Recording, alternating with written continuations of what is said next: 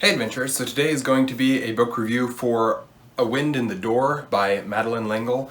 This is the second book in the Time Quartet series.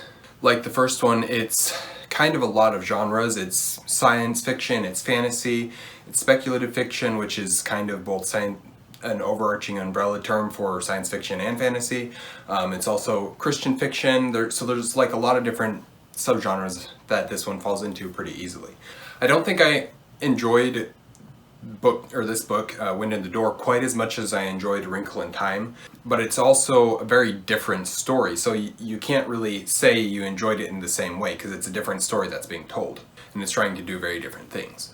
There are a lot of scientific concepts played with, as well as some weird tropes that I don't mind, but they aren't necessarily my favorite, and I'm not really used to them, so it's kind of this in-between stage with the tropes that I don't dislike them, but I also don't particularly love them, and I don't see them often enough, so I don't know if I don't have lots of good examples of them being done phenomenally or horribly, so it's kind of just fine for me. I really liked how these characters are written. They're written to be very intelligent, and it shows that how smart all these characters are. But at the same time, they're still kids, and that part of it is still very much a part of the story. They still act the age that they're supposed to be. Even though they're super smart, it doesn't stop them from not being wise. So there's a fair amount of wisdom that comes with age, and because these kids are, I don't remember, I think they're like 7 and 12 or 15 or something like that. They're all young characters. So because of that, they don't have the wisdom of age. Throughout the book, they have to learn things, they have to grow, and they do. So that's really good side of this book. The interactions they have with other characters are great. The way they're forced to think outside the box in every way, including how they respond to others. This story has a big focus on identification of truth and knowing and figuring out how to identify that. And so it's kind of done in a really interesting way and presented as a question that the characters have to, or an obstacle that the characters have to overcome. And that's a really cool thing to see.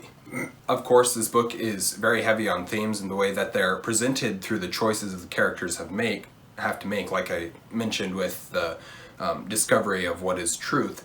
The decisions and consequences they have to deal with. So it's the themes are presented through the choices the characters have to make, the decisions, and the consequences that they have to deal with because of those choices and decisions.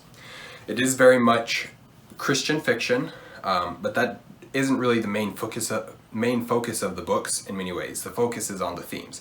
These are very theme-heavy stories.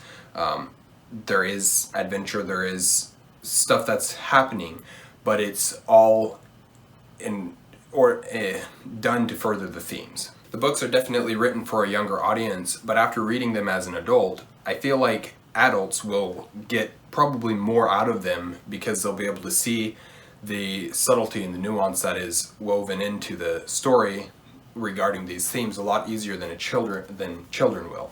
That's not to say that children won't get anything out of them, but I don't think they will see as clearly what is trying to be said. So that is my review for A Wind in the Door by Madeleine L'Engle. It's not a long review. I don't have a whole ton to say. It's not a long book.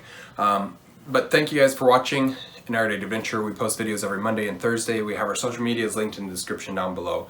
Please like and subscribe if you haven't already. We will see you guys again soon. Stay warm.